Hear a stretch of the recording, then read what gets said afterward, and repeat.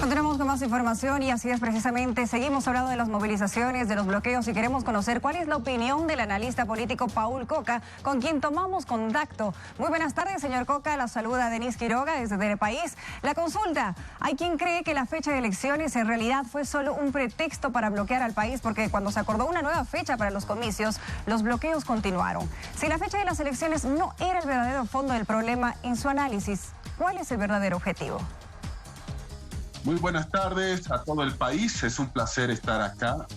El objetivo claro de estas movilizaciones no era una sola fecha, no era el 18 de octubre, no era el 11 de octubre, una semanita más, una semanita menos, no. El objetivo de fondo de estas movilizaciones era dos: a corto plazo, y sabiendo que Yanine Áñez no iba a usar la fuerza política en las calles y carreteras para era que renuncie a la presidencia y así provocar la sucesión constitucional que iba a recaer en manos de la Copa, para que de una vez ella es el MAS al poder. Así de sencillo. Ese era el primer objetivo principal. Repito, no eran las movilizaciones por una fecha, simple y llanamente, porque la ciudadanía decía que es una semana más, que es una semana menos. Y el segundo objetivo era claro: que se anule la convocatoria de estas elecciones, que la ley 1266 del 24 de noviembre del año pasado quede sin efecto, porque tenemos que tomar en cuenta que esa ley es la que prohíbe que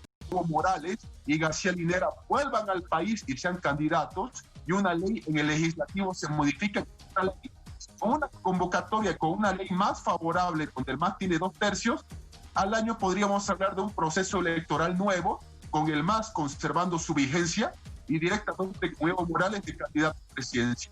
Entonces los objetivos eran a corto plazo y a mediano plazo. Según su opinión, entonces, señor Coca, ¿quién o quiénes pretendían beneficiarse políticamente llevando al país a otra convulsión social?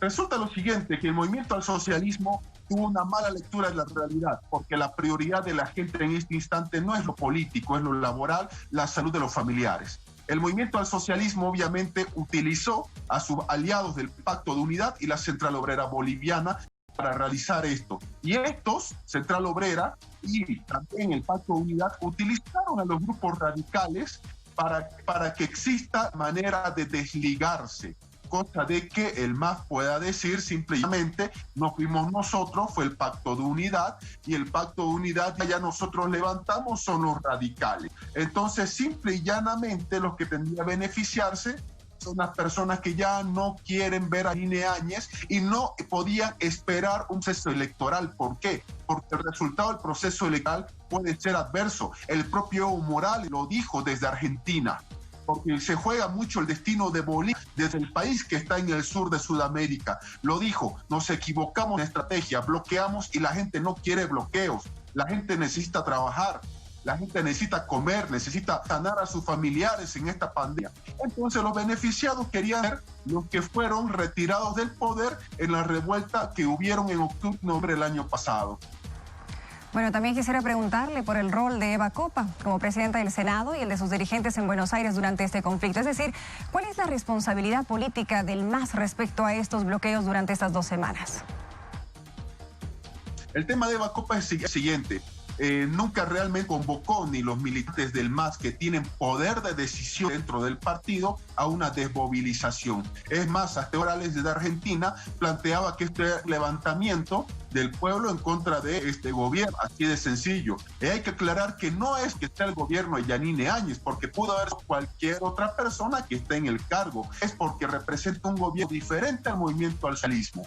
Y aquí tenemos que tomar en cuenta que hay 2 tipos de responsabilidades: de funcionarios del actual gobierno y de exfuncionarios por sus acciones y omisiones, y hay una responsabilidad política. Alguien tiene que pagar responsabilidad política por los daños en las carreteras, los dinamitazos, el enfrentamiento, los heridos, personas que han fallecido porque no han podido acceder a un tubo de oxígeno, por el estado de convulsión que todavía mantienen esos grupos radicales. Que estos grupos radicales ya están extralimitándose, que dicen ellos: no vamos a dejar hasta Yanine Áñez deje la presidencia, o hasta que los croatas, entre comillas, de él. es decir, ya con toques absolutamente racistas y confrontadores. Y aquí nosotros vemos de que hay dos tipos de responsabilidad: la judicial, que tiene que hacerse a través de procesos respectivos, y la política, donde el ciudadano en las urnas va a tener que evaluar quiénes se han portado bien con la gente y quiénes han velado por los intereses meramente del sector y quienes han hecho daño a este país. Señor Coca, muchísimas gracias por esta entrevista, por darnos su opinión acerca de los conflictos que está atravesando